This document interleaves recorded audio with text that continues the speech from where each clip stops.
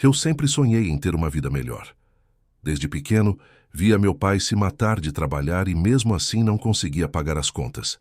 Quando apareceu a oportunidade de ir para o garimpo, disseram que dava para ganhar o que eu nunca teria em Fortaleza.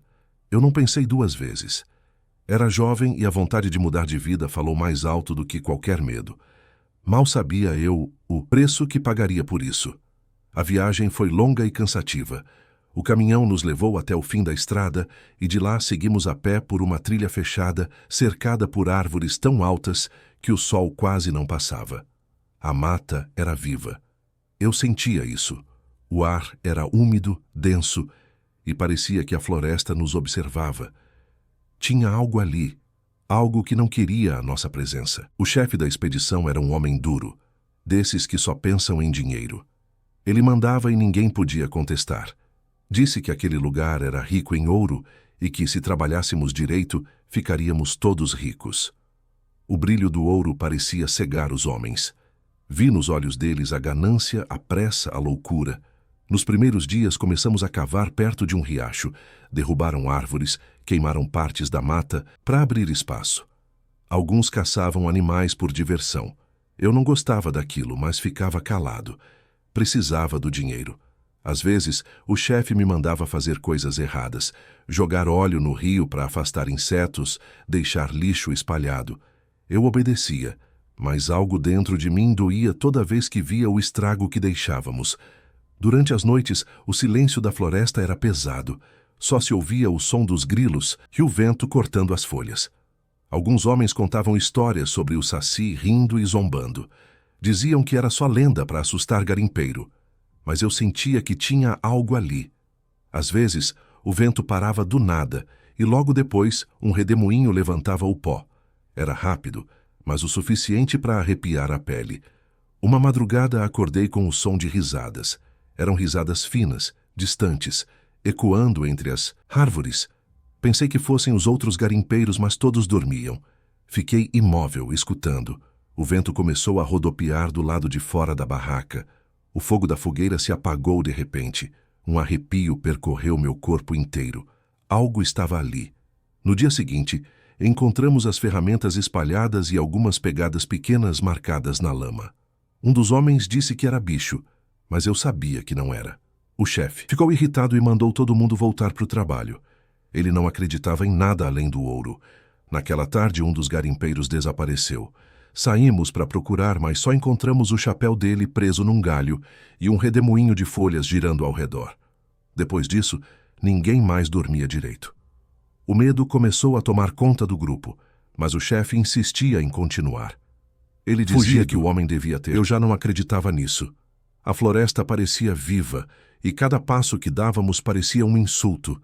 Uma noite, enquanto eu recolhia lenha, ouvi passos atrás de mim. Quando virei, vi uma sombra no meio da névoa, pequena, mas com um movimento estranho, como se pulasse num pé só. Fiquei paralisado.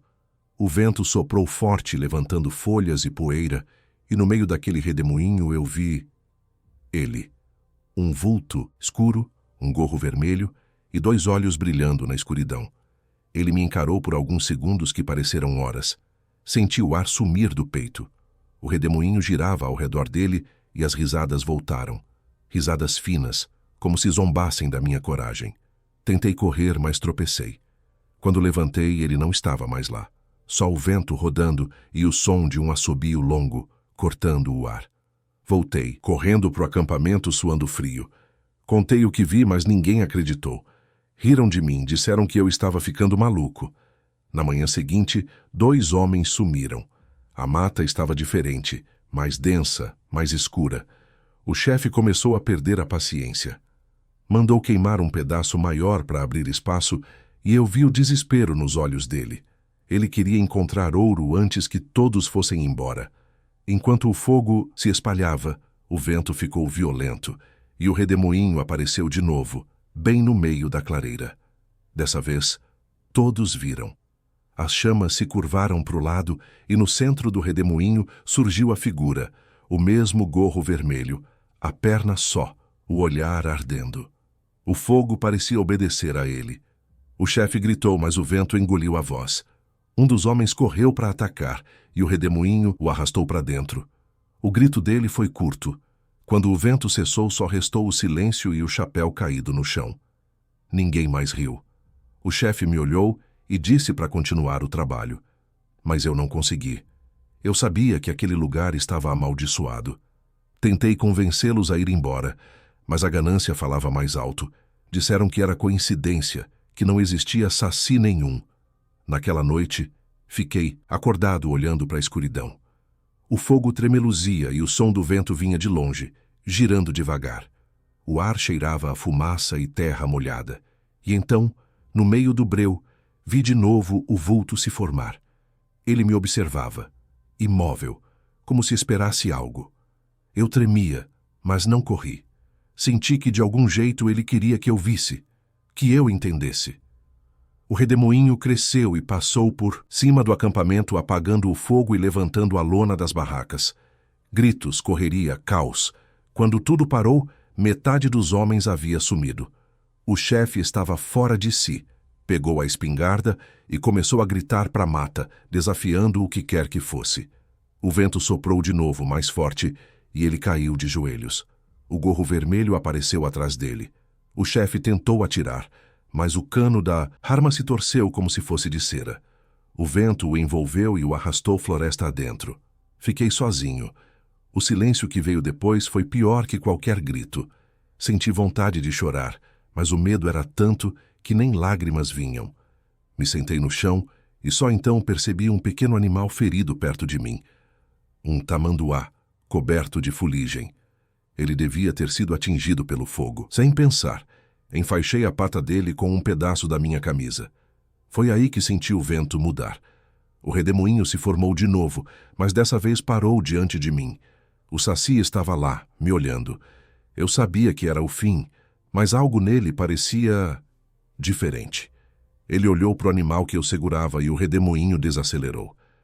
Por um instante, o som das risadas cessou. Ele se aproximou. O cheiro de terra molhada encheu o ar. Aquele olhar queimava, mas não de ódio, de julgamento. Eu entendi naquele momento o que ele queria dizer sem palavras. Nós tínhamos destruído o que era dele. E eu era o único que ainda sentia vergonha. O vento soprou forte e me derrubou, mas não me feriu. Quando levantei, ele tinha sumido. Só o silêncio ficou. Passei o resto da noite acordado, tremendo de medo e frio. O silêncio da floresta me enlouquecia. De vez em quando, eu achava que ouvia passos leves entre as árvores, mas quando olhava, não havia nada. Só o som distante do vento, girando lá longe, como se me observasse. Quando o sol finalmente nasceu, eu decidi ir embora. Não importava mais o ouro, nem o que eu deixaria para trás. Eu só queria sair daquele lugar. Peguei uma mochila, um pouco de comida e comecei a andar. A mata parecia mais fechada do que antes. Caminhei por horas, mas tudo ao redor era igual. As árvores, as pedras, o som dos pássaros. Tudo se repetia, como se eu estivesse preso dentro de um círculo. Comecei a achar que nunca mais sairia dali. O cansaço me dominou e sentei perto de um tronco caído. Foi quando percebi algo esquisito. No chão havia pequenas pegadas, redondas, fundas e com marcas que pareciam de um pé só. Elas iam e voltavam, rodeando o local onde eu estava. Olhei em volta, o coração disparado. O vento começou a girar devagar, levantando folhas ao meu redor. Eu fechei os olhos e comecei a rezar. O redemoinho parou tão rápido quanto começou. Quando abri os olhos, as pegadas haviam sumido. Mas no lugar onde eu estava sentado, o chão estava queimado, como se algo tivesse passado ali. Peguei minhas coisas e continuei andando, cada passo mais apressado que o outro. Depois de um tempo, encontrei o rio onde havíamos começado o garimpo. A água, antes clara, agora estava escura, quase preta. Os peixes boiavam mortos e o cheiro era insuportável. Me senti culpado. Eu tinha ajudado a destruir aquele lugar. Lembrei das vezes que joguei óleo das fogueiras, da fumaça. Senti um peso no peito, uma vergonha que me corroía. Enquanto eu olhava a água, ouvi uma voz fina, como um sussurro. Ela vinha do outro lado do rio. Era uma risada curta, zombeteira. O vento começou a soprar de novo, rodando as folhas. Eu sabia o que vinha a seguir. Gritei que não queria mais nada, que só queria ir embora. O redemoinho cresceu e, no meio dele, o Saci apareceu novamente. Dessa vez ele parecia mais próximo, mais real. A poeira girava ao redor dele e o gorro vermelho balançava no ar. Eu não conseguia me mover. Ele me olhava fixamente e o vento batia no meu rosto com tanta força que eu mal conseguia respirar. Então, ele apontou para o rio. Entendi que ele queria me mostrar algo. No reflexo da água vi rostos. Eram os garimpeiros, os que tinham desaparecido. Seus olhos estavam abertos, imóveis, olhando para mim do fundo do rio. Eu gritei e caí de joelhos, chorando, pedindo perdão. Disse que nunca mais pisaria ali, que ia contar para o mundo o que aconteceu. O vento começou a enfraquecer. O redemoinho se desfez lentamente e o Saci sumiu de novo, como se tivesse se dissolvido no ar. Fiquei ali por horas até o sol começar a cair. Peguei o caminho de volta mesmo sem saber para onde ir. Andei até a exaustão, até desmaiar no meio da mata. Quando acordei, já era noite. Estava deitado perto de uma clareira que eu não lembrava de ter visto antes. O fogo da lua iluminava o lugar, e no centro havia algo, um pequeno gorro, vermelho igual ao que o Saci usava, descansando sobre uma pedra. Me aproximei devagar, o coração batendo forte. Peguei o gorro com cuidado. Estava quente, como se alguém tivesse acabado de deixá-lo ali. E pela primeira vez, o vento estava calmo. Nenhum redemoinho, nenhuma risada, só o som distante da floresta. Guardei o gorro na mochila e continuei andando. Depois de horas, encontrei uma estrada de terra. Um caminhoneiro me viu e parou. Ele me levou até a cidade mais próxima. Eu não falei nada durante o caminho, não conseguiria explicar o que aconteceu e mesmo que tentasse, ninguém acreditaria. Nos dias seguintes comecei a ter pesadelos. Toda vez que fechava os olhos, via o redemoinho girando. Às vezes acordava com o som de risadas baixas perto da janela. Em outras noites, o vento soprava dentro do quarto, mesmo com tudo fechado. Um dia, acordei com o gorro vermelho em cima da mesa. Eu tinha deixado ele trancado na mochila, no fundo do armário. O tecido ainda estava quente. Senti o cheiro de terra molhada e ouvi, lá fora, o som do vento girando, lento, como se estivesse me procurando. Desde então, nunca mais consegui dormir direito. Mudei de cidade, de trabalho, tentei recomeçar, mas o vento me segue. Às vezes ele passa rápido, só para me lembrar de que está ali. Outras vezes ele entra pela janela e gira o pó da casa, desenhando pequenas espirais no chão. Já faz anos desde o garimpo, mas aquele lugar ainda vive em mim. Eu sei que o Saci não me matou porque me deixou ver. Ele queria que eu entendesse, que contasse o que fizemos. E agora, quando ouço o vento rodar, sei que não é só o vento. É ele me observando, esperando, como se tivesse certeza de que, mais cedo ou mais tarde, eu vou voltar para a floresta. Com o tempo, aprendi a conviver com o silêncio. Me mudei para longe, numa casinha simples, afastada do barulho das ruas e das pessoas. Achei que se me escondesse o bastante, ele me esqueceria. Mas o vento nunca esquece.